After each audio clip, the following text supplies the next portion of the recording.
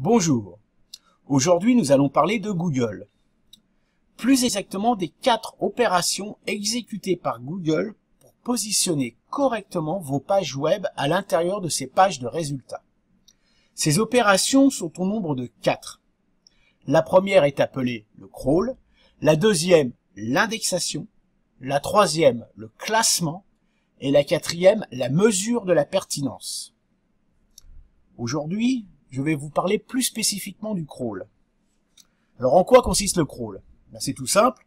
En fait, Google, grâce à des robots, nommés les Googlebots, crawl, navigue, balaye sur tout le web pour identifier les nouvelles pages qu'il pourrait ne pas connaître. Pour ce faire, il démarre des pages qu'il connaît et suit les liens. Les hyperliens en fait, dans les pages. Donc, imaginons qu'il arrive sur une page, il repère tous les hyperliens, il va suivre chacun des hyperliens qu'il aura repérés, et il va recommencer la manip. Sur les nouvelles pages, il va regarder s'il y a des hyperliens, etc., etc., etc. Donc, en fait, c'est comme ça que Google navigue sur le web et repère les pages qui viennent d'être publiées. Alors, ça apporte 2 réflexions majeures. La première, c'est que la lenteur de votre site, comme je l'ai déjà dit dans une vidéo précédente, influe directement sur la capacité de Google à crawler un maximum de pages. Là, on comprend tout de suite que si une page est trop lente, Google va s'en aller parce qu'en fait, il n'aura tout simplement pas le temps de la suivre. Ça lui demandera trop de ressources et donc il préférera abandonner. Voilà, donc une page lente n'est pas crawlée.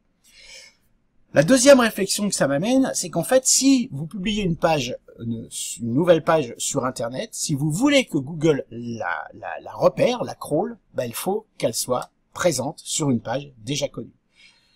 Ça veut dire que quand vous publiez une page, il faut impérativement mettre un lien qui mène vers cette page sur une page connue de Google. Sinon, votre site ne sera jamais référencé.